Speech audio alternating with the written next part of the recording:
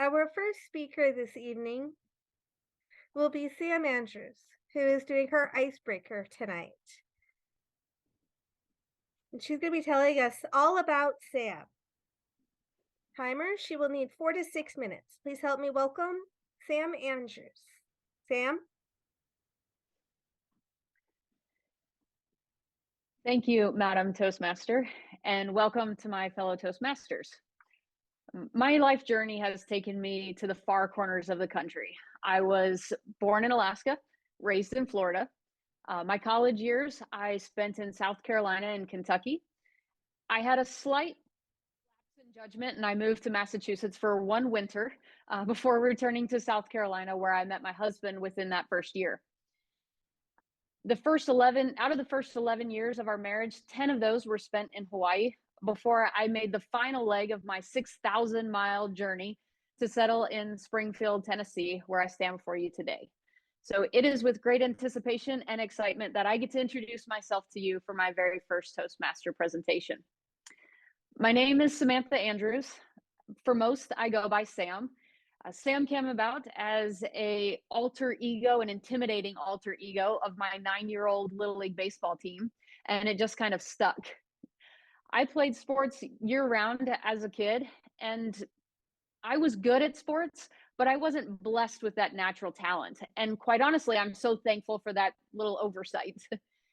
Sports taught me so many life lessons, and the determination and stubbornness that I approach my life with is deeply rooted in those early days. And even though those life lessons have carried me to this point, it's actually the joy that I find in being a lifelong learner that has brought me to Toastmasters. When I graduated with my bachelor's degree, I remember seeing those funny cap and gowns on my PhD faculty, and I knew at that moment that my education would not be complete without a PhD. These teachers were my mentors. They taught some of my favorite classes, and I knew one day I could be just like them. After my master's degree, I took a pause on my education and I started my career in academia. Love struck within that first year, and 2 years later, I was on my way to Hawaii, leaving my teaching position behind. But I thought this transition was actually a perfect time to go back and pursue my PhD. And I remember on my application proudly proclaiming that I would turn to academia and become a program director upon graduation. That career goal statement was probably the last time I thought I would return to academia. Pursuing my PhD taught me how much I loved research. It taught me how much I loved brainstorming and collaboration. It taught me how much I loved uncovering questions that I could pursue the answer with sports level determination and stubbornness. But with this newfound passion, how could I ever go back to teaching? But if not academia, then what? And this answer came to me in two simple words: clinical strategy, or as I like to refer to it as medical nerd. Clinical strategy is a job that is very common in medical device companies, and it just indicates someone who creates clinical evidence for new and existing products. And it took me a long time to overcome this self-doubt that I had that I could survive outside of academia. But with a little encouragement from my husband, I will say that I am proudly pursuing a career as a medical nerd.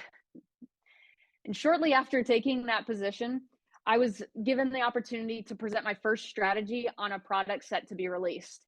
And I remember going into that presentation with so much confidence, like familiar confidence that I had gone into presentations with so many times before. I would present the information, I would justify my plan forward, and I would revel in the delight of my colleagues. Unfortunately, the silence and the confusion in the room made it pretty clear I had missed a few critical points. I really had no idea what had gone so wrong. But what that experience taught me is that in academia, we use our knowledge to convey facts, to inspire students, to spur curiosity and independent thinking.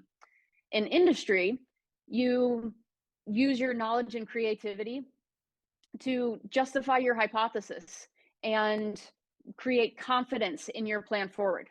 In industry, if you spur curiosity, that usually translates to a lack of confidence in your abilities and potentially project denial. Now, thankfully, my presentation was probably worse in my head than it was in reality. And ultimately, my project was accepted. But what that experience taught me is that being comfortable with public speaking is not synonymous with giving a good speech. And so my journey in Toastmasters begins.